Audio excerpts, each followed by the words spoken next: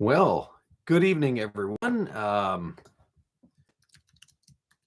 would just like to welcome everybody again for another live stream on easy car buying.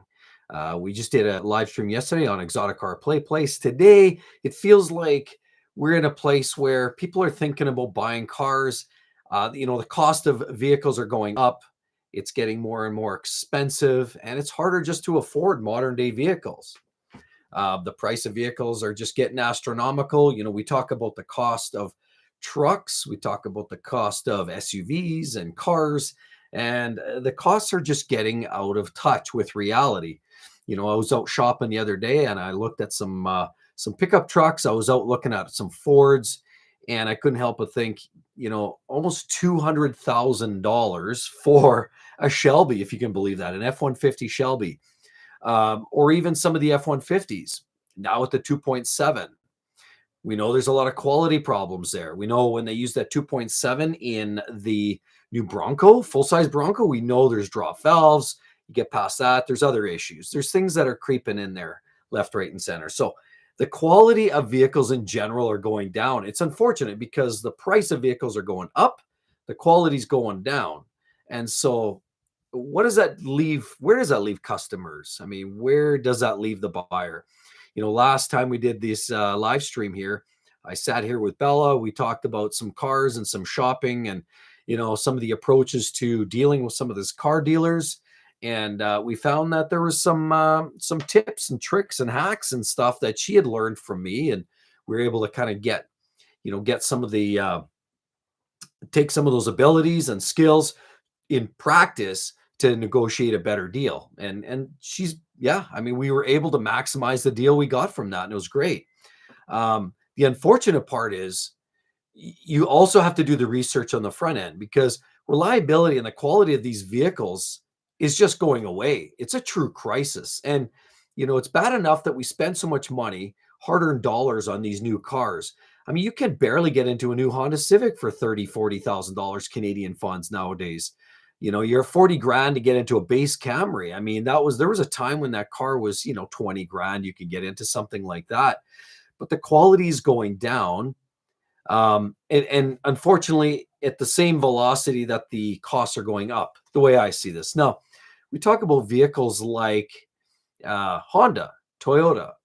And I mean, everybody knows that you buy a Range Rover or a Jaguar, you're going to risk quality. You're going to risk that. And I think people are going to spend a lot of money and still expect failures and going to anticipate that. That's pretty typical. We all see that. It's nothing old. This is nothing old. This is nothing new.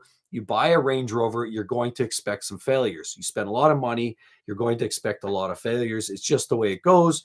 British, now owned by Tata Motors. It's just the way it goes. However, buying a Maserati, buying an Alfa, those also represent sort of riskier ventures, albeit they are getting better. Although, Maserati being kind of partially connected there with Chrysler, some of the sharing of parts bins does leave it to be desired, honestly. I mean, when we talk about the quality of Jeep, Ram, Chrysler, Dodge, that Stellantis envelope, the quality's not there, and they're always at the bottom of the barrel for reliability. They're missing the mark, clearly. And so people are just getting used to that. And it's an insult. It's really an insult to injury when the quality's not there. People are paying a lot of money for these vehicles, and they're getting a Jeep that costs you $70,000. But then they're getting quality problems with, like TIPM issues. That's the power module. They're getting issues with water getting inside. They're getting issues with, with the wobble at the front end because of loose suspension parts. They're, transmission issues, electrical problems. I mean, they're getting the issues. It's a real problem. It's a real crisis, but there's nothing new. It's been going downhill for some time, and it's not a shocker when we hear of Dodge and Jeep, increasing their prices and dropping their quality. So that's not a shocker. And a lot of this complexity now that we're seeing in a lot of these modern day vehicles are going to start creating more of these problems. Now, instead of the old tried and true V8 engines, a lot of these manufacturers are swapping them out with smaller turbocharged variants. I mean, look, even Dodge, we talk about Ram. They're getting rid of the old V8 Hemi and they're replacing it with a Turbo 6. Now, that sounds like a recipe for disaster, if you ask me. And clearly, we know that they can't do turbocharging. We know that historically, quality is not, Ram's strong suit. And then you start adding more complex systems that they're not normally as known for. You're going to expect some problems. And so that's just what that's just kind of what I see, and that's sort of just what I anticipate out of brands like that aren't conventionally doing that type of technology. When you think turbocharging, you think of brands like Porsche. They've been doing a long time. Now even BMW has been doing turbos for some time. And so it took BMW how long? You think back in 2007 with the N54 and they turbocharged that six-cylinder engine, it was a big problem.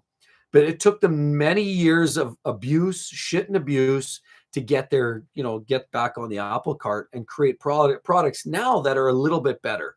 I mean, they're not perfect yet, but BMW's been creating a lot better vehicles in recent years. And as a matter of fact, this whole quality crisis is real because now even brands like Honda that we've seen traditionally a quality product, a product that traditionally had the reputation of durability. You buy a Honda and you expect to get 300, 400,000 miles out of it, no muss, no fuss, but things have changed.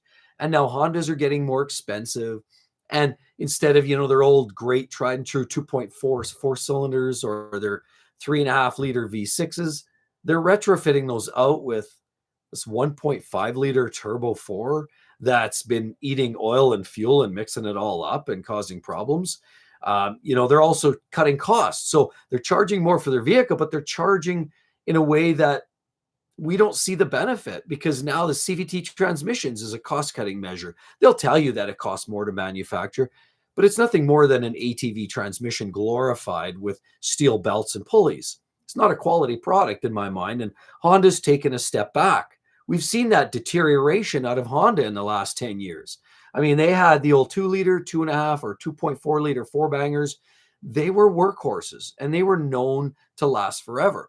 So you didn't mind putting your money down on little extra dollars to spend to get yourself a new Honda, a new Toyota, because those vehicles represented reliability. And so you could spend a little more money and get yourself a quality product. But that seems to be going away. Honda's experimenting with some of these other technologies. And so now they've got this 1.5, put a CVT on there, which isn't working all that well. And then on top of it, now they're putting hybrid in there and they're creating this real mix and conglomeration of all kinds of problems in technology. Jesus Kizada, what new 1500 truck would you buy? What new 1500 truck? And that's a great question because up until this recent change of Toyota, where they went to this twin turbo V6. This is this whole conversation about the quality piece. What would I buy for half ton? Well, Nissan's out. The big three are kind of in rough spot right now. GM and Chevy. I personally like their truck line the best for half tons, but they've had a lot of problems with their fuel management systems. Have caused problems for their 5.3s and 6.2 liter V8s. And so now you're getting rocker issues, problems there with those lifters. And so you're spending $80,000, $90,000 on a new Chevy truck. And then you've got engine issues and they won't even fully warranty it. Is allegedly what I'm hearing is a lot of customers are taking it in with a lifter issue or a no start condition. And the dealer just fixes the top end and sends it back out. You're not even getting a new engine out of the deal. So Chevy's not really, I like the fundamentals, but they're having some struggles with quality in my mind. Ford, I've never been on board with the turbo V6s and that. So don't see me buying a Ford. And Ram, I like the Ram trucks, but I don't like the direction. A, the price is high. B, the Hemi's going away. And C, I don't know. I just not feeling the quality, tip-em issues, and all kinds of other quality challenges. I'd probably go with the Toyota. I'm just going to say it right now. I'd probably go with the Toyota Tundra, if we're being honest, because I like the full-size truck, but I'd probably be going with the Toyota. So I hope that answers that for you. But that's just kind of the reality. That's just where it's at right now. Now, what a lot of people are doing now, and we look at Ford and the quality there. Their turbo 2.7s and their turbo, the bigger engines too. they've had their share of problems, cam phaser issues, and all kinds of carbon fouling problems. And there's been a lot of problems there throughout. So Ford's just no, it's a no go for me. And the worst part is now what Ford's doing is they've created such a price gap there with their half tons to no man's land. Now they're actually offering up these smaller trucks, these baby trucks that I call like the Mavericks. And the Maverick, sure, you can get now in a hybrid, but you can spend $45,000 on a new Maverick hybrid. Well, 5 or 6 years ago, folks, the F-150 was priced in that area. So, I mean, all they're doing is that it's like tax, tax, tax, and more tax. And we're just getting kind of the short end of the stick on both ends. FMC programmer, Toyota or nothing. Bingo. I'd say for a full-size truck, yeah. Right now, the big three have very little offer in terms of quality. I mean, they've got the good, the chassis, the platform to haul bigger weights. If you need to haul big stuff, you want to tow a big trailer, a heavy trailer, maybe a fifth wheel. Well, then you got to step into the domestic, the big three, and you got to go diesel. In which case, I'd probably go with the Dodge because of the infamous Cummins engine. I'd probably go with the 3500 Ram because of that engine. It's just really all it boils down to. So they've got the towing capacity, and I just think they're the best truck for hauling. And so, yeah, that's what we've got. But the quality is going downhill. It's weird because I see modern trucks in the big three, and they're all rusting away too. Look at Rams. I've seen trucks that were 5 or 6 years old starting to bubble rust already. So what kind of quality are we seeing from that? Not very much. And the worst part is that spending 80 grand for a pickup truck and watch it start to rust after 5 years is it's a slap in the face. And people are not all that excited about what we're seeing on the horizon of the quality of a lot of these vehicles. Not only are you paying more money, but you're getting a poorer grade product. So this takes me back to Toyota. And so when we say Toyota and the quality, we already said Honda, but what about Toyota? Now, Toyota, Lexus have traditionally been the quality kings for how many years? But even Toyota and Lexus are struggling these days. And this is where I think it's a real crisis. If we can't rely on the best of the best of the best to deliver us the quality product that won't cause us any problems, and we're now getting issues with those brands, this is a real struggle. And we are in the midst of a crisis here, as far as I'm concerned. Jesus also says, do you think there's going to be long-term reliability on V6 motors with turbos?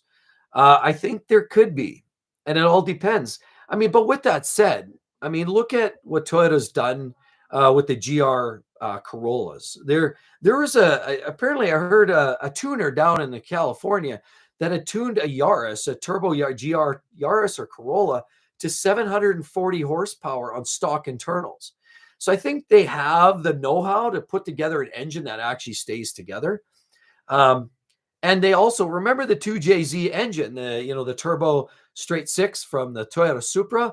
That thing can take a lot of abuse too. So I think Toyota has the bare fundamentals of how to create a quality engine and keep it coming together and keep it holding together even under harsh conditions. So the future, I think, is still okay. I think Toyota will create a quality product in a V6 engine.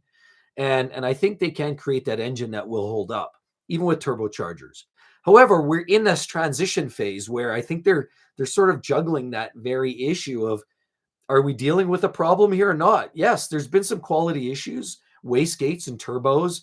We've also seen some other problems with some of their Tacomas and the wheels falling off on hubs and brakes, and quality has shown to be not quite what you'd expect from modern day Toyotas and Lexus vehicles. And so that does worry me a little bit, because the very brands that you went to, when you said, I just want the most quality vehicle, I don't care about performance, I want that vehicle that's going to hold up, you would go there. But now it's not that obvious anymore, because we are truly in this midst of this crisis, this quality crisis. And what's driving this quality crisis? I think a big part of it is just the expectation and the regulators, and create these fuel efficient vehicles, small displacement, that run very lean and efficient. When you need the performance, you can up that performance with a turbocharger, but otherwise it idles along with a small displacement, fewer CO2 emissions. And I think a lot of this is coming from regulators and governments and tree huggers, and this is what's causing this very problem. That's the root of the problem. And now all these manufacturers are having to get thrifty and creative and create powerful engines that don't use much fuel and they sip fuel.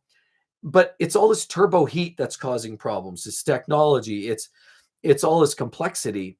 And it doesn't mean we can't get through this. Absolutely. I mean, Porsche has virtually all but perfected turbocharged engines. Why can't Toyota? So here we go. Um, Birch says, will Toyota ever build 3/4 or 1 ton trucks? Uh, I'm going to say, I don't know this definitively, and I think it has something to do with the types of vehicles and capacity in the home country. And I think, don't quote me on this, but I believe it has something to do with the size and the weight of these vehicles. It becomes more of a commercial vehicle. I don't believe I will ever see that. I personally don't think we'll do that. If they do that, hey, that's great because bring it on, right? But I don't know. I don't think we're going to see that. And I think if anything, we're going to smaller sized vehicles, a bite size, fun size, if you will. So I doubt we're going to see 3/4 1 ton trucks coming out of Toyota. But hey, if I'm wrong, I'm wrong. A time will tell, right? So the quality thing. Now, what I want to get back to is it is a crisis. I mean, there's a lot of these mainstream brands. We know the big three, GM, where they're building trucks or cars. Look at the Chevy Cruze. That thing's a disaster.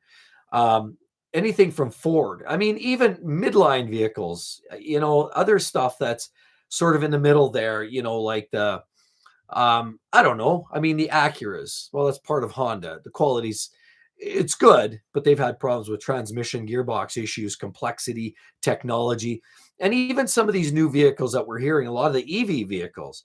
What are the biggest complaint of a lot of these electric vehicles? Other than, say when we're talking about equality, reliability, we won't talk about range anxiety or battery costs and insurance and worn tires. What about just the sake of all this technology, glitches, screens that black out? Now I'm hearing this, the BMW, the i5 and the i6, the iX. Some of the biggest issues those vehicles have had haven't been, well, of course they're not leaking coolant or oil, but now some of the issues are, oh, my key fob wasn't recognized, or the screen went black and I had to do a full hard reboot, or there was some kind of other electronic gremlin that creeped in and it came once and then it went away and I don't know what happened. That's what we're going to start seeing a lot more of this technical electronic wizardry that's causing a lot of problems here. Now I'm all for advancement. I'm not the old boomer. I am literally all about make it better, faster, stronger, and all of that. But we are seeing some of this. We're hitting some of these walls right now. And I think the technology is advancing too quickly for a lot of these manufacturers to keep up and working out some of the bugs. I don't think they have necessarily the focus. And I think a lot of these internal combustion engines are getting poor quality. We're seeing that Mercedes, they're thinning. It's basically nothing more than a sheet and a drape of what it used to be, because now they're redirecting the money from some of their core engines. Their twin turbo V8s now making these small little dinky 4 cylinders and throwing a little hybrid action on that and saying, hey, we'll call it a C63. But that's a big joke. And now instead, they're transitioning some of that money over to the EV market, EQE, EQS, and they're trying to keep up there, but they're skimping on some of the ICE vehicles. So I think we're going to start seeing quality problems on some of our more conventional vehicles because they're trying to race to the market to get hybrid and electric vehicles to market before their competitor. And I think you and I, as the customers, are paying the price for that. And it's a quality issue and it's a crisis. And so, Paluli, 1995, what do you think of hydrogen powered vehicles? And you're right, displacement has been getting smaller, but they're too stressed for their capabilities and slapping turbos everywhere. You're right. Well, for a while, I had some faith in the hydrogen, and I'm seeing less and less of that. Why do I say that? Well, who's selling hydrogen vehicles? There's only a couple available, and actually, even Toyota had announced that the only market, California, that was operating or providing fuel stations was in California. And now California is saying, well, yeah, I think that's going away. Regulators are getting a hold of that. Toyota's saying, I think we're going to almost look at considering abandoning that space.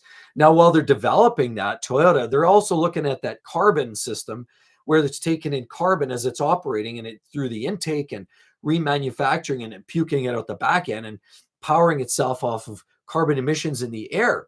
So there's great technology on the forefront, but I don't hold a lot of faith in hydrogen. I think it has a potential, but it's a containment aspect. The fuel stations are very minimal. There's actually far fewer of those available. And so I think because the infrastructure is not there, I think that's where the big challenge is. It's not that the technology couldn't be figured out. I just don't think there's enough want and push from the rest of the industry to actually allow it to happen. I don't think hydrogen's going to be a thing. I think it might be a small niche, maybe, but I don't know. At this point in time, I just don't see it being a thing. And you're right, turbos, absolutely. For manufacturers that can't get their shit together, they're the ones that are going to feel the burn. And they're going to be putting technology like that on vehicles that they normally don't know even how to build them safely and reliably to begin with. Throw a little extra boost at it, boom, you're in a recipe for disaster. Um, so what do we have there? Grandsro. They're all outsourced instead of innovate. Boeing did that after they lost ATF, and look at where it's got. Absolutely, Boeing. You know, the old, what is it, 737 MAX? Nobody wants to fly on those things. We got panels flying off, doors flying off, windows, quality issues. We've heard issues allegedly to, the oxygen masks that only maybe 2/3 of them actually function. So many quality problems, and it's outsourcing, and it's cutting corners. And I think we're starting to see that in the automotive space too. So Jesus, again, you say, in order for me to consider an EV, I would have to install solar panels first to take advantage of charging from them. And yeah, you're right. And again, that's the whole thing with EVs. It's not for everybody. And again, one thing is the charging and the cost of charging. The other thing is just the range anxiety. And what if you want to do a road trip and insurance costs are getting expensive. So yeah, EVs have their limits. There's definitely benefits. We've driven them. I like the way they drive, but I think there's just too many compromises in the real world that you have to really give it a long, hard think, whether you're more of a commuter person or whether you need to do the long trips more frequently. It definitely is not a one vehicle household type thing. So yeah, it's a tough one. What is that? Sorry, lot 21. It's not range anxiety, it's charging anxiety. That's another thing. I mean, we've seen lots of cases where people pull up and the charger's broken, or they pull up to, Tesla says, hey, here's your next station. They go there and there's 4 cars already in line waiting. Now you're waiting for them and your own charging capability. Or you go somewhere and and you've got to turn around because that station's out of service or it's just not functioning. So it's a real deal. Charging is a real deal. And you need those other fittings and all of that. And, it's a little bit of a pain. I think once you're set up, you're fine.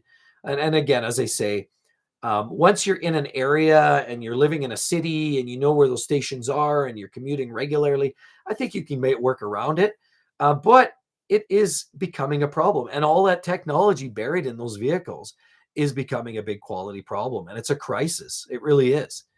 Technology, it's you can't move it yourself. So much of rolling up your sleeves and trying to wrench on that vehicle yourself. No, those days are done. You pretty much have to call the help desk and get them to come over and pick up that old crapper themselves and fix it because you can't do anything yourself. So, Jay Birch, where do you see automotive quality trending in 5 years? I think it's in the toilet, if we're being honest. I think the best of the best, as kind of as I mentioned, the Toyota and Lexus are starting to see the struggles, and the constant push for innovation from the regulators are going to force them into a corner where they're having to be more aggressive, more innovative, new technology. It's bad enough we've got variable compression, variable valve timing, turbocharging. We've got direct injection and dual port injection systems, CVT transmissions, which are flimsy and weak. All this new technology that are relatively new, and some of the mainstream manufacturers just can't get that right. So I think with all of this transition to the electric space and all of the bits and bytes that we get from a modern electronics, like your cell phone, like this is where you're going to see problems. Your phone glitches from time to time. The beauty is, though, it's only a phone. It costs you a few $100. You can do a hard reboot and move on. But your car that you just spent $85,000 on, it craps out like that.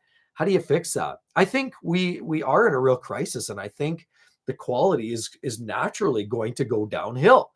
Do you ever see a vehicle manufacturer ever, again, going back to the old days of a crank window, a small naturally aspirated, say a 3-liter V6 with strong heads, strong gaskets, a manual gearbox, no sunroof, and just a simple vehicle? I don't see those vehicles coming back, not in first world countries anyway. So I unfortunately, I do see the quality becoming a problem, increasing problem here as years go on.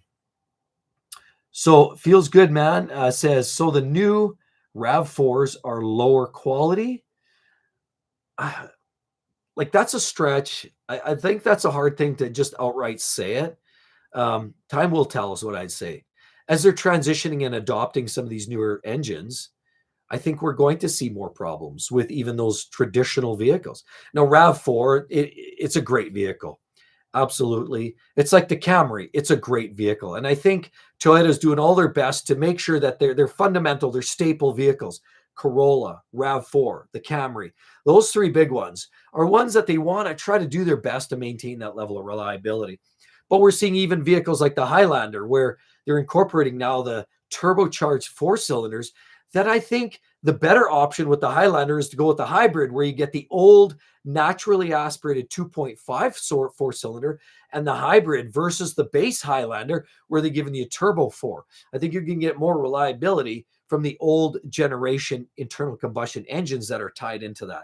And so as long as you can get those older generational engines that they've been using for a while, I think you're going to have still a certain amount of reliability. It's where you're diving into the new world of the new drivetrains, I think you're going to have some challenges.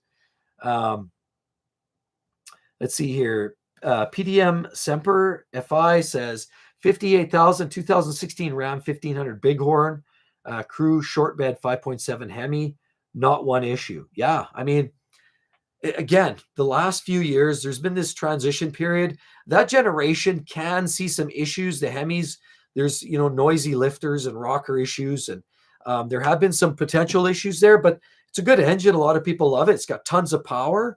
And the Hemi's great. I've got a 4.7. I've got an 03, and it's a rockin'. It makes a little rattly noise at the beginnings, probably a little bit of timing noise, but 5.7, you could have some of the same thing, especially if you idle it too long. But if it's highway driven and it's well maintained, that's a workhorse. They're great. Other than a few of the tip-em issues that you might find that are common with any of these Stellantis products. But yeah, they're great. Micaiah says, should I stay away from Nissan Rogue? 100%. Blowing out sunroofs, fuel leaks, CVT transmissions, variable compression in some of the new drivetrains. It's junk. They went rogue on reliability, and I would definitely stay away from that. Maybe go with the Toyota or Honda instead of that. We have, what do we have? Grandsro says, Semper, you might consider getting a 302 stainless headers before the heat cycles cause the exhaust manifolds to break. Right on. And so we have Blue Eyes says, why? Why what? Why what there, Blue Eyes? I'm not sure, but we'll get to that. So yeah, overall, the quality, I really think we are in a bit of a crisis here. Crunch time. Time will tell. And, maybe give Toyota, Lexus a few years, and they'll get this dialed in with these turbo 2.4s and 3.4s. And hopefully they get past that. I think it'll be a great thing once they get that figured out. But for now, I think we're facing a lot of uphill battles here with quality. And again, the biggest thing is, if these were throwaway and the cost was cheap, then you could swallow it. But the worst part is the quality's not there anymore. The issues are building, the costs are building, and it's just insult to injury. The Tech Jedi says, I saved 5 years for 30 grand to try and get a Tundra And at this rate, I might need to save another 5 years before I am even able to get a decent one. Toyota pricing seems like a cult. Uh, yeah, I would agree. But I think it is a bit of a cult. And vehicles that are popular, like the Forerunners and the Tacomas, are definitely cult type vehicles. Um, and even the Tundra, it's got its own following. The 5.7s are going to be workhorses. The old 5.7, naturally aspirated V8s. They're great engines. That's probably where I would go if I was saving up. And you know, they're great engines. They're fairly reliable vehicles. But you're right, and people know that, and that's why used Toyotas often are holding their value. There's a reason for that. Like when you ask yourself a question about why does a Range Rover lose 60% of its value in 3 years, there's a reason for that. Huge costs outside of warranty and reliability issues. But why is a Toyota still worth 80% of its original value after 3 years? Because people trust it, and they trust it to go on and on and on and keep the quality ticking along. So yeah, it sucks definitely that people are having to pay more money for those vehicles. But you kind of get what you pay for the most part. And if you've got a vehicle that you can trust will go 300,000 or 400,000 miles, there's a good chance it might be your last vehicle you ever buy, depending on how old you are. So it's definitely for some people worth it. But Jason Kilmer says, "Hi, Mark. Do you think the market has some more room to drop? I see some good deals, but I'd hate to make a big purchase only to have the market drop hard." Yeah, I think,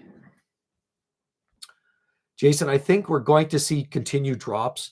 And I've kind of mentioned this in some of the other videos that I spent, during the week about some of the pricing. And I do think we're going to see more incentives, more cash back deals. Interest rates likely will be optimized. We're probably going to see more factory authorized incentive rates. And as well as the bank, the US and the Canadian banks are going to start dropping their lending rates probably here. I've got to think in the next 6 months. That's just my thought. But you know what? I think that's a real concern. I think people are wondering, when is that optimal time? I think waiting is still the ultimate game. If you can wait it out, wait it out. After tax season, usually a better time. And then as you approach the end of the year, you're going to get better deals. End of the month is great. End of the year is even better. And as people, the 25s are rolling in, now's a 24 time, or even better, 23s. So yes, I do believe there's more room for this market to fall. I don't think it's going to come crashing down. I think a lot of these dealers have too much skin in the game to just let it go. I really don't believe you're going to see a Ram that's $80,000 today, Canadian funds, and all of a sudden see it tomorrow for 35, 40,000. You won't see that. You might see it for 70 or 65 if it's the right vehicle and the right time of the year. So there might be still some room to move, but I don't see it absolutely bottoming out. So I would wait a little bit longer if you can. That'd be my take on it there, Jason. So yeah, go with that. Grandrizo, sorry, I apologize if I messed that up.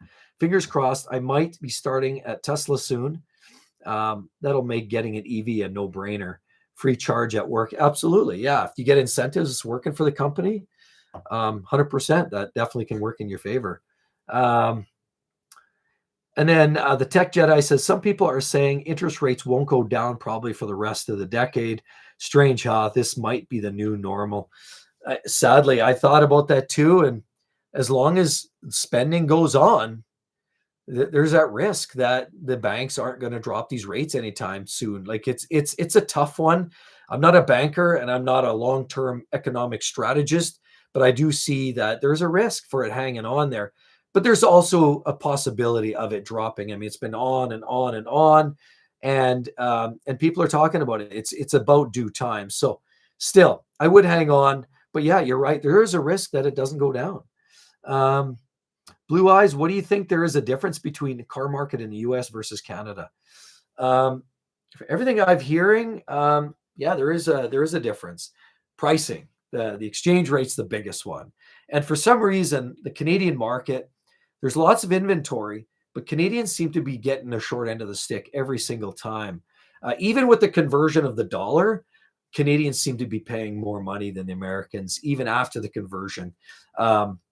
it just there seems to be less incentives. We pay more for that same product, and I just think, yeah, I mean, the U.S. market has an advantage, and then they also have buying power because there's more volume, those bigger mega dealers. They just have more opportunity to get better deals than we do in Canada. That's been what I've seen, and basically kind of what's been going on out there. Micaiah again says, wouldn't car dealers be less likely to lower prices if interest rates are lowered? That's entirely possible. That could be a real deal. Yeah. I mean, if people, but it's not directly the interest rates. I think what would spark that is the interest rates drop, more people start running into the dealership, and it's that increased spending now that drives interest rates, but also pushes the dealers to a place where, hey, we've got customers buying again. Now they hold a little stronger and less likely to give those incentives. So it's almost like this lag effect, an indirect result of, but yeah, that's a risk, definitely. No pain, no gain. It's by design. Everything is up by design. Yeah, there you go. I truly believe there is some of that going on. So a lot of theories around that, whether that's a thing or not, but 100%. Yeah, what else do we have here? Paluli says also to Blue Eyes, there definitely is. With harsh winters here, most people are looking for all-wheel drive vehicles, SUVs, and trucks and such to do sell well here, and there are a lot of them here. You're right, and that's a good point, Paluli. I'd say trucks are probably and SUVs are probably more popular up here in Canada because of the winters and the off-roading and towing your trailers to the cabins. But in the US, I know trucks are popular, but in Canada, I would argue they're even more popular because of that reason. Towing, hauling, rough roads, rough conditions. Also, there's better deals with some of the SUVs I've seen, like the Grand Cherokees offer a rear-wheel drive version, where in Canada, I believe you can't. So you can actually get two-wheel drive versions of SUVs that in Canada just don't exist. So there's opportunities to get some better buys in some places like that too. Shelly Puckett, what do you think of the 2024 Dodge Hornet GT? That is essentially like the toenail or tonale, if you will, the Alfa Romeo, right? Same vehicle, same bucket of problems. I'll just leave it at that. It's a cute vehicle. There's been a lot of troubles with it. If you want that vehicle and you like the platform, maybe go Alpha and get the actual, get the vehicle that actually has the brand or cachet, or go right up to, I personally think Alpha's better vehicles are the Giulia and the Stelvio. I would go that route instead. Yeah, what else do we have here? So yeah, you know what? Again, I'd say overall the quality is a real concern here coming up. The crisis is big. I am going to cut this a little bit shorter, everybody. We're about 38 minutes in. I do appreciate everybody stopping in, ask a few quick questions. I just want to express that, yeah, I believe the quality crisis is amongst us, and it's not getting better anytime soon. So with all of that said, be sure to come back tomorrow. I've got a great new batch of videos this week popping up.